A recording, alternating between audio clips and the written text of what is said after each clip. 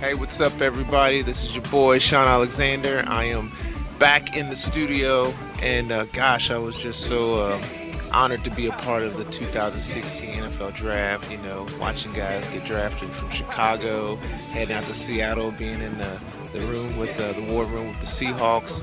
You know what? It reminded me of all the days many, many moons ago when I was drafted. I actually talk about it in one of my little Chalk Talk times in the Finish the Game studio. So why don't you check it out? It went like this.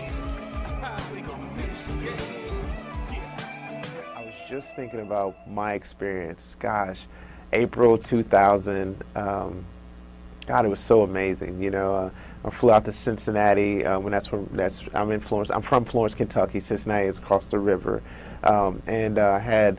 I used to call it 200 of my closest family and friends for the draft party, and I remember most guys know that the big drop and the guy that didn't get drafted where they wanted. Everybody knows it's my buddy Tom Brady. It could be, and they show him waiting out and finally getting picked by the New England Patriots in his career. But I remember telling the story to other people about how I so thought I was going to be the 4th pick to the Baltimore Ravens, or maybe the 7th pick to the Arizona Cardinals. At least the lowest would be the 10th pick to New York Giants, and I wanted to be a Giant and live in New York.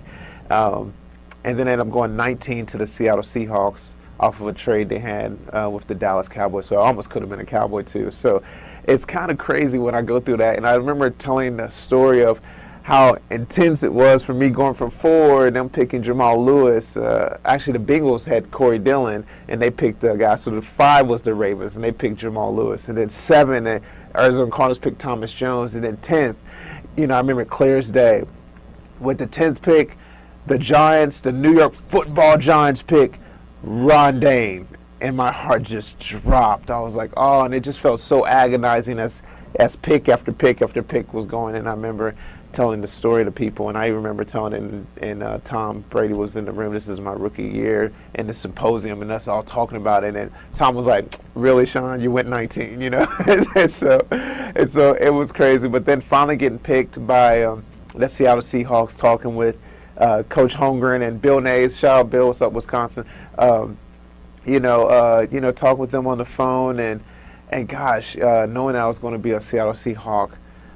It was one of those surreal moments where I knew the season of life was about to change, and I knew that everything that I was a part of was no longer going to be the same. No longer kid from Kentucky, high school legend, no longer Alabama icon and college football. I was about to go and move clear across the country to go start a new life as a Seahawk. And gosh, those memories, they burn with greatness and great joy and the unknown. And gosh, I was so thankful for that. So to all you people in the NFL world, all you draftees, all you guys that are future NFL players that are in high school and college right now, enjoy the moments. You'll remember them forever. Don't let them stress you out. Don't fall into that trap. And then everybody else that's just jumping into new seasons of your life, you too enjoy the moments, even if they seem unknown. I didn't know what was going to happen when I got to Seattle. I knew that they had a stud running back named Ricky Waters, who became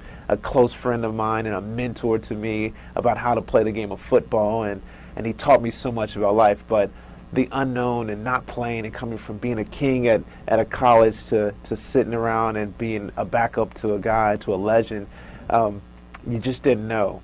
And but I tell you, I enjoyed the moment. I was willing to walk out that process and do it. And so I just want to tell y'all, the NFL was great. I loved it. But even for you all in the world, life has seasons. And in each season, work hard and enjoy the moment. All right, y'all finish the game.